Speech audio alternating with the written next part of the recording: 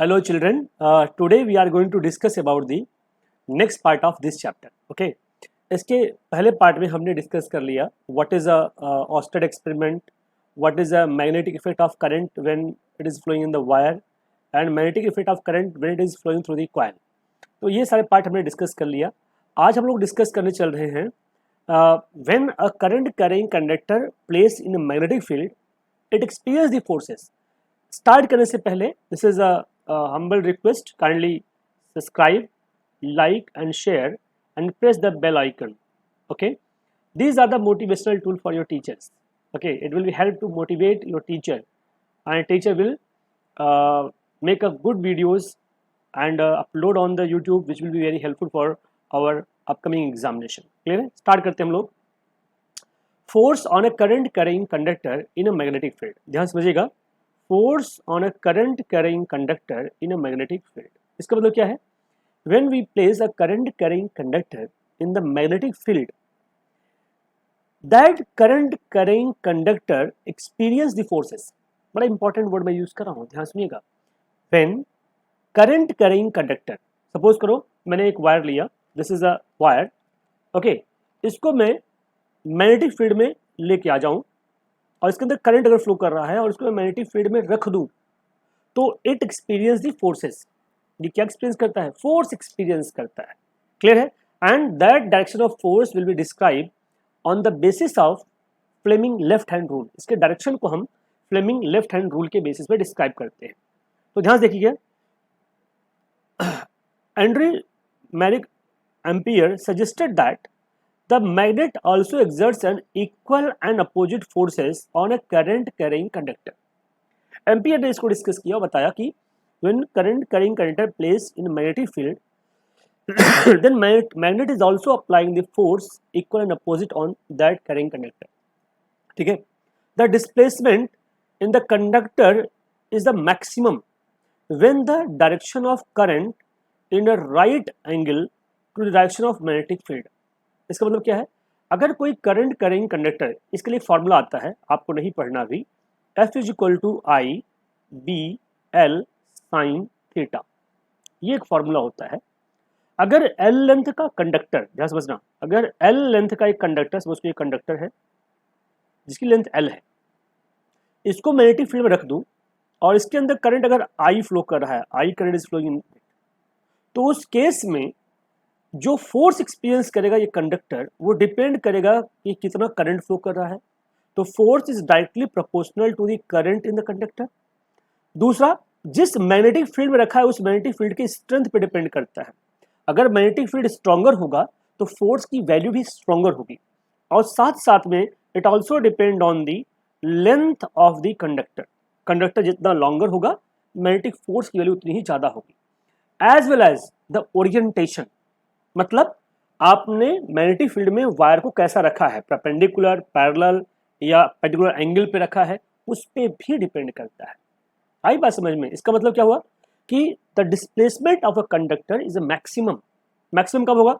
जब sine theta value 1 हो जाए. और साइन थीटा 1 कब होता है? जब 90 डिग्री होगा. इसका मतलब आई बी एल इंटू 1 तब होगा जब मैग्नेटिक फील्ड में, जैसे मैग्नेटिक फील्ड डायरेक्शन हॉरिजॉन्टल है, तो ऐसे आप रख रहे हो वायर को परपेंडिकुलर डायरेक्शन में, दोनों के बीच एंगल क्या होगा? 90. उस केस में force experience by the conductor is the highest. ठीक है? And direction of force is reverse when direction of current is reverse. अगर करंट का डायरेक्शन को हम रिवर्स कर दें तो फोर्स का डायरेक्शन भी क्या हो जाएगा? रिवर्स हो जाएगा. इसके लिए एक एक्सपेरिमेंट आपके बुक में ये शो किया गया है. तो ध्यान से देखिए इस एक्सपेरिमेंट का सिग्निफिकेंस क्या है, ये क्या बताता है. ये एक्सपेरिमेंट आपको यहां दिया गया है एक magnet. This is your magnet, U shape magnet, horse magnet. इसको जनरली बोलते हैं हॉर्स शू मैग्नेट. भाई घोड़े के जूते जैसा मैग्नेट, घोड़े का जूता ऐसे होता है हॉर्स शू, यू शेप में. ये से नो, एक मैग्नेट लिया हॉर्स शू मैग्नेट, जिसका ये पोल है साउथ पोल और ये पोल है आपका नॉर्थ पोल. आई बात समझ में? जब इसमें ये कंडक्टर ए बी, एक कंडक्टर रखोगे और इस कंडक्टर में करंट फ्लो कराया, कैसे? देखो आपने, इसका ए का एक एंड जो है मैग्नेट के बैटरी के नेगेटिव से कनेक्ट है और बी एंड जो है बैटरी के पॉजिटिव से कनेक्टेड है. क्लियर है? ऐसे केसेस में होगा क्या?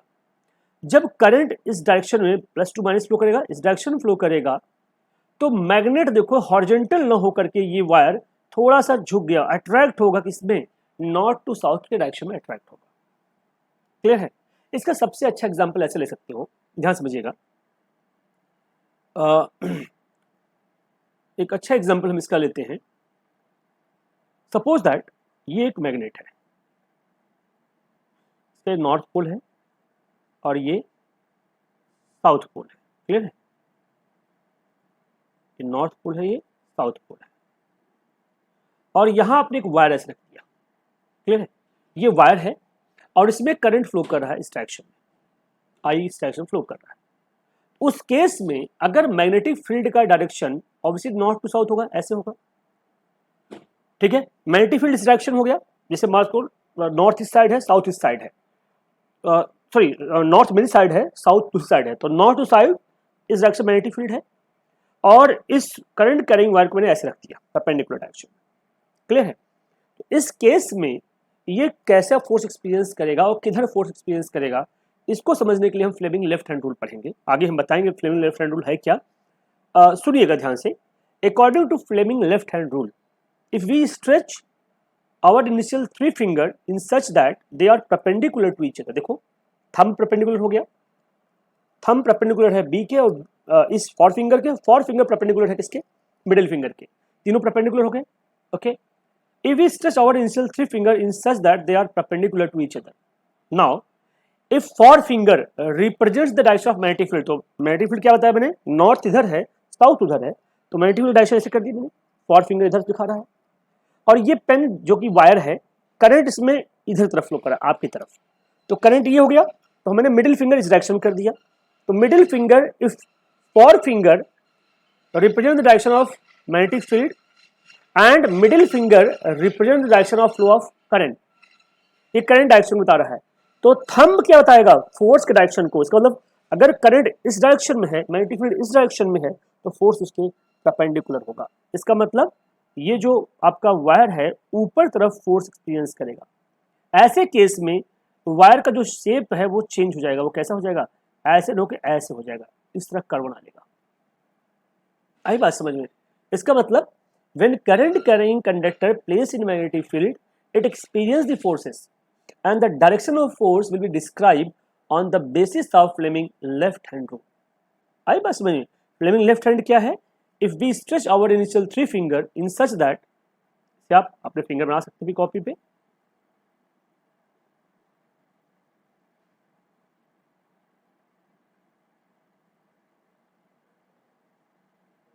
control. Okay, if forefinger, this is represent direction of magnetic force, magnetic field, this is direction current, then the result is direction of force. Clear है? तो आप इस तरह से डायग्राम बना करके you can show on your answer sheet. तो when current carrying conductor placed in magnetic field, it experience the forces. एक बार फिर से ध्यान सुनिएगा, ये कैसे अपवर्ड बेंड हुआ है। करंट डायरेक्शन हमने इधर ले लिया आपकी साइड में, मैग्नेटिक फील्ड डायरेक्शन इधर ले लिया, this is my left hand. Left hand में हमने क्या दिखाया, four finger represent direction of magnetic force, magnetic field दिखा दिया मैंने। पेन करंट डायरेक्शन बता रहा है, तो करंट इधर है, तो मिडिल फिंगर साइड में करंट पेन रख दिया, तो मिडिल साइड हो गया, ये से नो इस साइड करंट हो गया, तो फोर्स थंब कहाँ हो रहा है, ऊपर हो रहा है ना, thumb is represent direction of force. अगर करंट को उल्टा कर दे, यानी पेन को हमने ऐसे कर दिया, तो करंट नीचे हो गया, मैग्नेटिक फील्ड अभी भी इधर है, ये करंट इधर हो गया, तो फोर्स कहाँ जाएगा, नीचे, थंब नीचे जा रहा है। आप पेन से देख सकते हो, अपना पेन लेकर किस तरह देख सकते हो, करंट अंदर है, इनवर्ट है, तो फिंगर हमने इन्वर्ट कर दिया, मिडिल फिंगर, फोर फिंगर अभी भी इसी डायरेक्शन में, मैग्नेटिक फोर्स, मैग्नेटिक फील्ड अभी भी इसी डायरेक्शन में है, तो थंब क्या हो गया, डाउनवर्ड हो गया। इसका मतलब अब करंट डायरेक्शन चेंज करने से फोर्स का डायरेक्शन क्या हो गया, चेंज हो गया। तो यही स्टेटमेंट हमने देखो यहाँ पे यूज किया है, आप ध्यान से देखिए, same statement I had used in here. क्या स्टेटमेंट था, ध्यान देखिएगा, जस्ट अ मिनट। स्टेटमेंट था the direction of force is reverse as a reversing the direction of current. अगर करंट के डायरेक्शन को हम रिवर्स कर दें तो फोर्स का डायरेक्शन में क्या हो जाएगा, रिवर्स हो जाएगा। यस या नो, यस या नो। तो अगर मैं करंट डायरेक्शन को रिवर्स कर दूं तो फोर्स का डायरेक्शन में क्या हो जाएगा, रिवर्स हो जाएगा। क्लियर है? जस्ट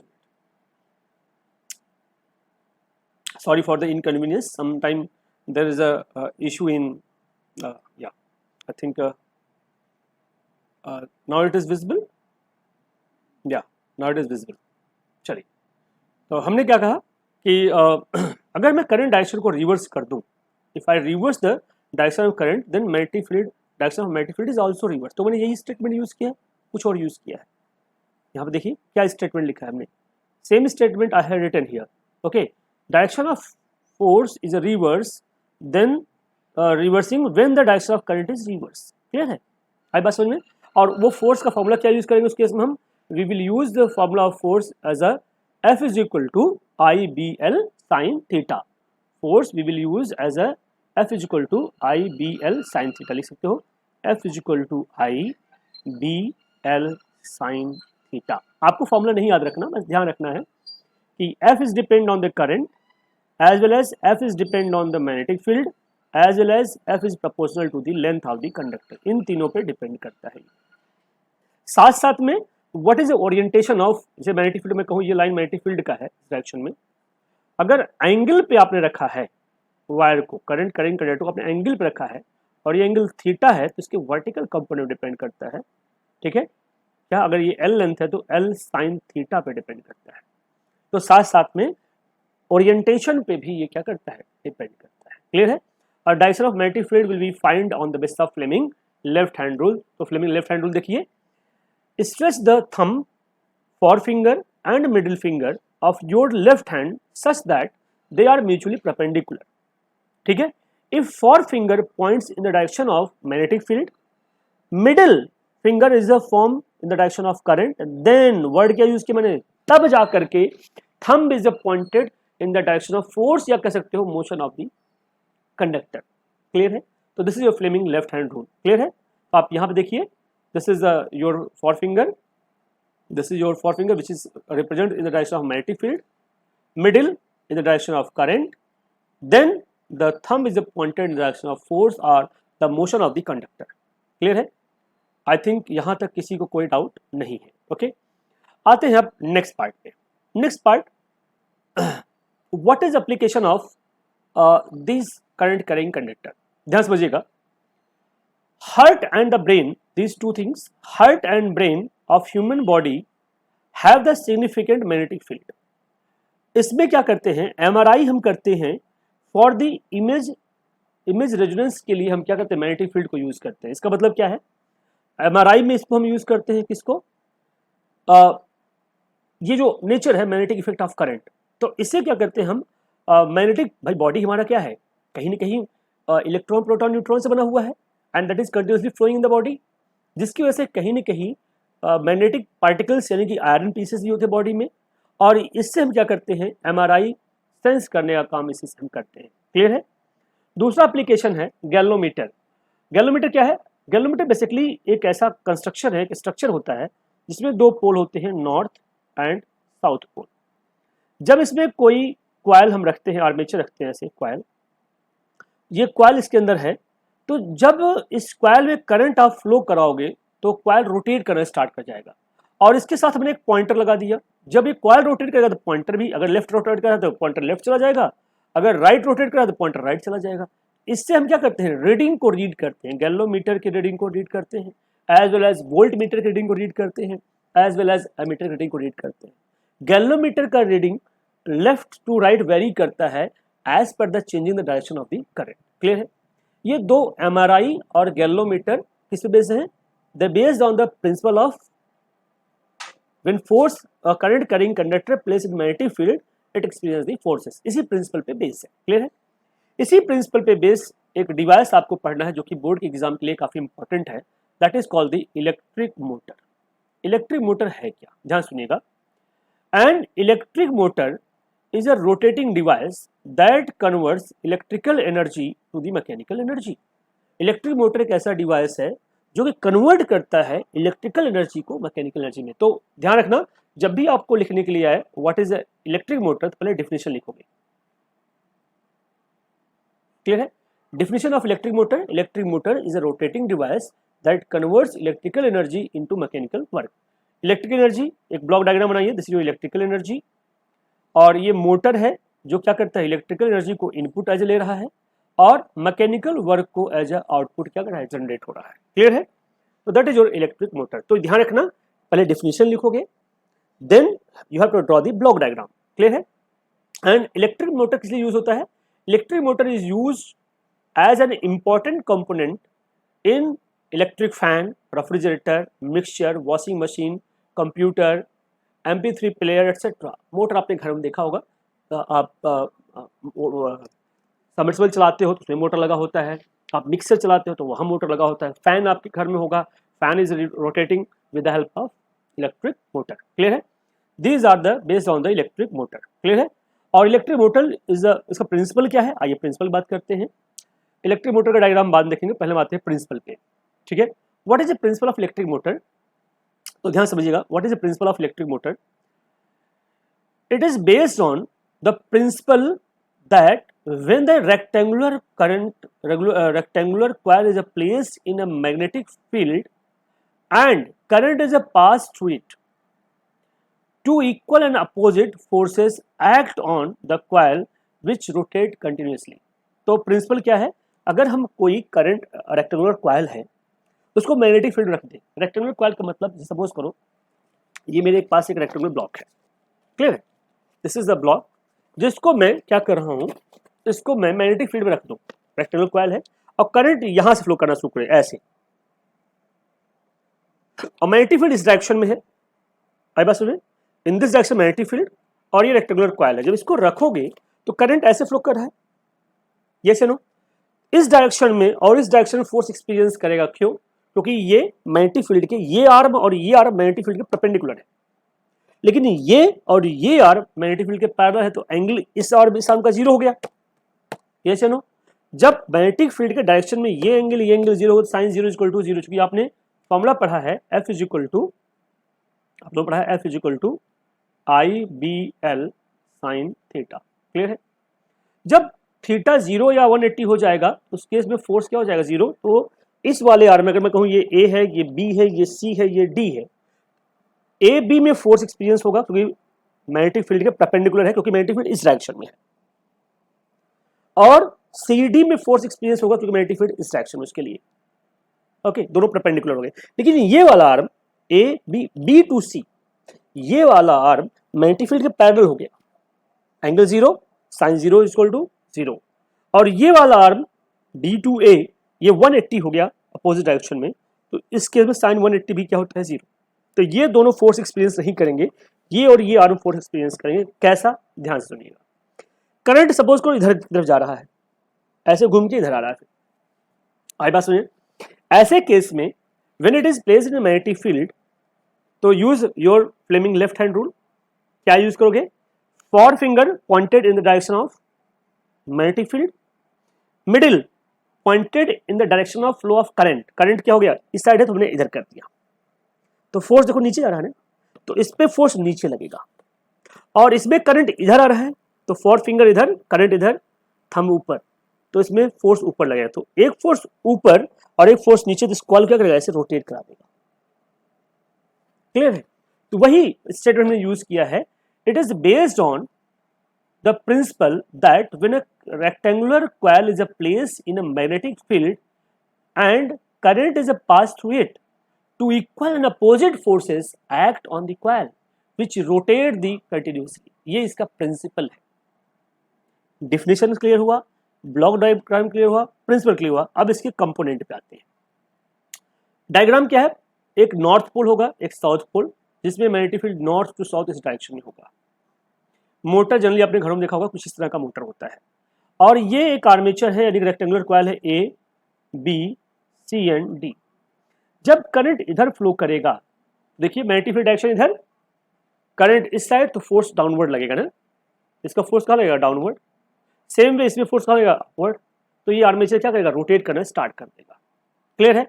लेकिन और भी कंपोनेंट देखिए इसमें, ये होता है स्प्लिट रिंग, दो हाफ स्लिप रिंग बोलते हैं या स्प्लिट रिंग, दो R1 एंड R2, या जिसे बोलते हैं R1 रिंग, स्प्लिट रिंग, दो R1 और R2, दो स्प्लिट रिंग यूज करते हैं, जिसपे ये ब्रुसेस लगे होते हैं, B1 और B2, दो ब्रुसेस लगे होते हैं X और Y। ये ब्रुसेस पे स्लाइड करते रहते हैं। जब ये रोटेट करेगा, शाफ्ट ऐसे रोटेट किया, एक्सल भाई ऐसे रोटेट किया एंटी क्लॉकवाइज, जब रोटेट करेगा तो ये वाला पार्ट यहाँ आ जाएगा और यहाँ वाला पार्ट यहाँ पहुंच जाएगा, अपोजिट हो जाएंगे। तो जो हमारा ब्रुसेस होते हैं और स्प्लिट रिंग होते हैं, पोलैरिटी को चेंज करने का काम करते हैं। ठीक है, स्प्लिट रिंग क्या करता है, पोलैरिटी को चेंज करता है, जिससे कि करंट एक ही डायरेक्शन फ्लो करता रहे, क्लॉकवाइज है तो क्लॉकवाइज, एंटी क्लॉकवाइज है तो एंटी क्लॉकवाइज फ्लो करता रहे। तो क्या क्या पार्ट हो गए, पहला हो गया मैग्नेट, दूसरा आर्मेचर, तीसरा आपका split ring R1 and R2 या P एंड Q, दूसरा ब्रुसेस B1 एंड B2 कह लो या X1 और Y कह लो, देन बैटरी या source of energy, then key. These are the important component of the electric motor. Clear है। अब बात करते हैं इलेक्ट्रिक मोटर के कंपोनेंट का क्या क्या काम है, काम के बारे में, वर्किंग क्या है। Armature, first of all I am talking about the armature. Armature क्या है, it consist of the single loop of an insulated copper wire in the form of rectangle। आप कभी जाओगे इलेक्ट्रिशियन की दुकान पे जाओ तो मोटर बहुत सारी बाइंडिंग की हुई होती है, रेक्टेंगुलर लूप होता है, उसमें बाइंडिंग की हुई होती है। तो वो कॉइल होता है जो कि करंट को रिसीव करता है और करंट को रिसीव करने की वजह से क्या करता है, रोटेट करता है। जब उसी आर्मेचर को when it is place between the two poles, okay, then strong magnetic pole बीच में उसे रखेंगे तो it feel experience the forces. तो कॉइल क्या करता है, फोर्स एक्सपीरियंस करता है। एंड थर्ड स्प्लिट रिंग होता है, it consist of two half sleeve ring, okay, and two end of the armature coil are connected and this is used to change the polarity. Clear है। अगला है brushes. Brushes काम क्या होता है, it is sliding over the, brushes क्या होता है, कार्बन ब्रुसेस होते हैं which is press the commutator और split ring and it is continuously sliding over it, उसके ऊपर स्लाइड करता रहता है। एंड बैटरी, बैटरी क्या है, it is a connection which is supply the energy, energy क्या करता है, सप्लाई करता है। क्लियर है। वर्किंग बातें हैं, ध्यान सुनिए वर्किंग क्या है। In the slide A B the rectangular coil A B C D, okay, the direction of current is from A to B. देखो करंट क्या डायरेक्शन है, ए से बी की तरफ है, okay, and from C to D. अब क्या हुआ कि by applying the Fleming left hand rule A B and C D coil experience the force, और ए बी किस डायरेक्शन फोर्स एक्सपीरियंस करेगा, डाउनवर्ड डायरेक्शन में, and C D experience the force in the upward direction. ये दोनों force F1 and F2 आपस में equal होंगे, जिसकी वजह से क्या करेगा, आर्मेचर रोटेट करना स्टार्ट कर देगा। ठीक है। when the rotating while the rotating when the coil reaches the vertical position, then bruces will touches the gap between the two commutator rings। अब उसके बाद क्या होगा, जैसे ये वर्टिकल पोजीशन ए क्या होगा, घूम करके ऐसे वर्टिकल पे आ गया, सॉरी ये नीचे की तरफ आएगा ना, ऐसे घूम के नीचे तरफ आ गया और ये वर्टिकली ऊपर तरफ आ गया, वैसे ही क्या हो जाएगा, ये अपनी पोलैरिटी को चेंज कर देगा। कौन, कम्यूटेटर। ठीक है, पोलैरिटी चेंज कर देगा तो फिर क्या हो जाएगा, जो क्यू जहां पे करंट सप्लाई हो रहा था वहां पे पी का सप्लाई हो, जहां पी होता है वहां क्यू आ जाएगा। ठीक है, जिससे कि करंट की जो ये डायरेक्शन है ये हमेशा क्या रहेगा, मेंटेन रहेगा। क्लियर है, this direction will be maintain. और ये प्रोसेस बार बार रिपीट करेंगे और इससे क्या होगा, इलेक्ट्रिकल एनर्जी सप्लाई करके आपने क्या किया, मैकेनिकल वर्क जनरेट कर लिया। इस शाफ्ट को रोटेट कराना ही हमारा क्या है, मैकेनिकल वर्क है, हमने इसको रोटेट करा दिया। क्लियर है, तो रोटेट कराना ही हमारा क्या है, ऑब्जेक्टिव है, that is your electric motor. Clear है। And commercial electric motor generally आपने देखा होगा, कॉमर्शियल इलेक्ट्रिक मोटर में हम क्या करते हैं, इलेक्ट्रोमैग्नेट यूज करते हैं, ना कि परमानेंट मैग्नेट यूज करते हैं। जब तक करंट उसके अंदर होता है तब तक उसके पोल क्या होते हैं, मैग्नेटाइज होते हैं। जैसे करंट डिसअपीयर होता है वो मैग्नेटिक फील्ड क्या होता है, डिसअपीयर हो जाता है। ठीक है। और जो कॉमर्शियल मोटर होता है, कॉमर्शियल मोटर जो मतलब ये वाला मोटर देखिए, कौन सा, दिस मोटर, ये मोटर जो आपके सामने है, इस मोटर में दो बाइंडिंग होती है, एक स्टेटर होता है, दूसरा रोटर होता है। दोनों बाइंडिंग में हम बाइंडिंग करते हैं। स्टेटर जो होता है वो पोल, मैग्नेटिक पोल कनेक्ट करता है, और रोटेटर जो होता है, रोटर जो रोटेट करता है वो आर्मेचर कनेक्ट करता है। क्लियर है। तो कॉमर्शियल मोटर जो पढ़ रहे हो उससे डिफरेंट होता है। ठीक है, तो बस आपका जानते रहो कि what is the function of motor. तो डिफाइन, पहले डिफिनेशन लिखोगे, then write the block diagram, then principle, then draw the diagram, जो इसका डायग्राम है इसे ड्रॉ करोगे, then write the different components, कौन कौन से कंपोनेंट होते हैं, उनके क्या एप्लीकेशंस हैं और क्या यूजेस हैं। After that you have to write the working. This is the way to write the electric motor. और इलेक्ट्रिक मोटर एग्जाम में 100% आने के चांसेस हैं आपके बोर्ड के एग्जाम में। क्लियर है? I think I have to stop here. In next lecture we will discuss the another part of this chapter. Thank you everyone. Thank you so much.